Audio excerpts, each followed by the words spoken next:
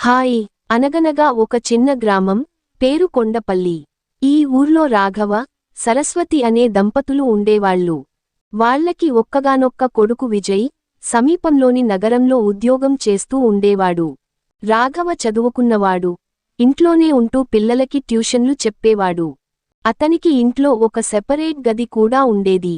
అలా వాళ్ల జీవితం సాగుతుండగా రాఘవ, సరస్వతి కలిసి తమ కొడుకు విజయ్కి పెళ్లి చేయాలని అనుకున్నారు. ఈ విషయానికి విజయ్తో చెప్పగా అతను కూడా సరేనన్నాడు. వాళ్లు విజయ్కి సంబంధాలు చూడటం మొదలెట్టి ఒక అందమైన అమ్మాయి సుమతిని పెళ్లికి ఫిక్స్ చేశారు. సుమతి విజయ్కి చాలా నచ్చింది. ఎందుకంటే ఆమె ఫిట్గా, కొంచెం బొద్దుగా, ముద్దుగా, తెల్లగా ఉండేది. ఆమె పొడవాటి జడ ఆమె నడిచేటప్పుడు అటూ ఇటూ ఊగుతూ అందంగా కనిపించేది. అందుకే విజయ్కి సుమతి బాగా నచ్చేసింది. అలా వాళ్ళిద్దరికీ ఘనంగా పెళ్లి జరిగింది. పెళ్లయ్యాక సుమతి అత్తవారింటికి వచ్చింది. ఆమె అందరినీ చక్కగా చూసుకునేది. విజయ్ కూడా సుమతికి ఏ లోటూ రాకుండా చూసుకునేవాడు. వాళ్ళిద్దరూ ఈ కాలం జంటల్లాగే అన్యోన్యంగా ఉండేవాళ్లు. కాని పెళ్లయ్యాక విజయ్ ఉద్యోగానికి సరిగ్గా వెళ్లడం మానేశాడు. ఎప్పుడూ సుమతితోనే గదిలో గడిపేవాడు. ఒక రోజు సుమతి గబుక్కున డోర్ వేసుకుంటూ మామయ్య చూశారేమో అని అనుమానించింది. అప్పటినుండి ఆమెకి రాఘవ ముందు ఉండాలంటే కాస్త ఇబ్బందిగా, గిల్టీగా అనిపించేది. అయినా తప్పక రోజూ సాధారణంగానే ఉండేది. రోజులు గడిచాయి. 2 ఏళ్లైనా విజయ్, సుమతికి పిల్లలు కలగలేదు. ఇంతలో సరస్వతి ఆరోగ్యం క్షీణించింది. చాలా హాస్పిటల్స్లో చూపించినా ఫలితం లేకపోయింది.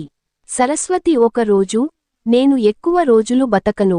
నాకు మనవడు, మనవరాలు కావాలి అని విజయ్తో చెప్పింది. కాని వాళ్ళు ఏం చేస్తారు? రోజూ ప్రయత్నిస్తూనే ఉన్నారు. కానీ ఫలితం లేదు. హాస్పిటల్స్లో చెక్ చేయించుకున్నా వాళ్లకి ఎలాంటి సమస్య లేదని తేలింది. కాని అంతలోనే సరస్వతి ఆరోగ్యం పూర్తిగా క్షీణించి చనిపోయింది. సరస్వతి లేకపోవడంతో రాఘవ కళ్ళు సుమతి మీద పడ్డాయి. రాఘవ అంత వయస్సు మీద పడినవాడు కాదు. విజయ్ లాగే యవ్వనంగా కనిపించేవాడు. విజయ్ కూడా పెళ్లి తొలినాళ్లలో సుమతితో ఎక్కువగా ఉండేవాడు. కాని ఇప్పుడు ఉద్యోగం అంటూ ఎక్కువగా బయటే గడిపేవాడు. సుమతిని సంతోషపెట్టడం తగ్గింది. సుమతి కూడా ఈ విషయంలో బాధపడేది. రాఘవ రోజూ ట్యూషన్ చెప్పేవాడు కాబట్టి ఇంట్లో సుమతి, రాఘవ ఎక్కువగా ఉండేవాళ్లు.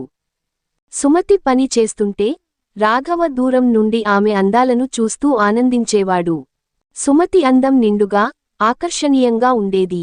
రాఘవ సరస్వతి చనిపోయిన తర్వాత సుమతికి దగ్గరవ్వాలని చూసేవాడు. ఆమె నీళ్లు ఇస్తే చేతులు తాకడం, దగ్గరగా మాట్లాడటం లాంటివి చేసేవాడు. సుమతికి ఈ విషయంలో అనుమానం కలిగేది. కాస్త దూరంగా ఉండటానికి ప్రయత్నించేది. కాని రాఘవ మాత్రం ఆమె అందాలకు మైమరిచిపోయేవాడు.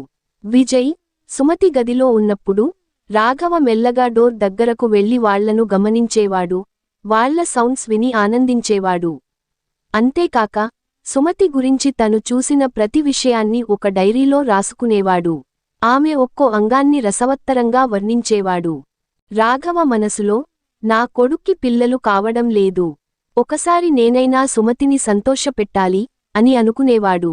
రోజూ ఆమె అందాలను చూస్తూ దగ్గరవ్వడానికి ప్రయత్నించేవాడు. ఒకరోజు సుమతి రాఘవ గదిని శుభ్రం చేస్తుండగా అతని డైరీ కనిపించింది. ఆసక్తితో తెరిచి చూస్తే అందులో తన గురించే రాసి ఉండటం చూసి షాక్ అయింది. సరస్వతి చనిపోయినప్పటి నుండి రాఘవ తన గురించే రాస్తున్నాడని తెలిసి మొదట కోపం వచ్చింది. కాని డైరీ మొత్తం చదివాక రాఘవ తనను ఎంతో ఆరాధనగా వర్ణించడం చూసి సుమతి మనసు కాస్త కరిగింది. ఎలాగూ విజయ్ నాతో సరిగ్గా ఉండటం లేదు, నా కోరికలు ఎలాగో తీర్చుకోవాలి అని అనుకుంది. డైరీని అక్కడే పెట్టి వచ్చేసింది. అప్పటినుండి సుమతి రాఘవకి తన అందాలు ఎక్కువగా కనిపించేలా ప్రవర్తించడం మొదలెట్టింది.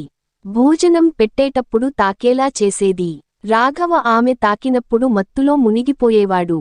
సుమతి నేరుగా చెప్పలేక ఒకరోజు రాఘవ లేని సమయంలో డైరీలో, నాకు ఓకే మామయ్య అని రాసి టేబుల్ మీద కనిపించేలా పెట్టింది.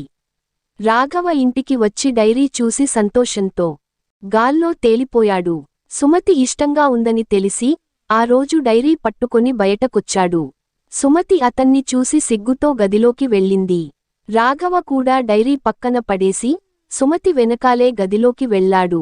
గదిలోకి వెళ్ళాక ఏం జరిగింది, రాఘవ ఏం చేశాడు, సుమతి ఎలా స్పందించింది, అది నీకు నెక్స్ట్ పార్ట్లో చెప్తాను.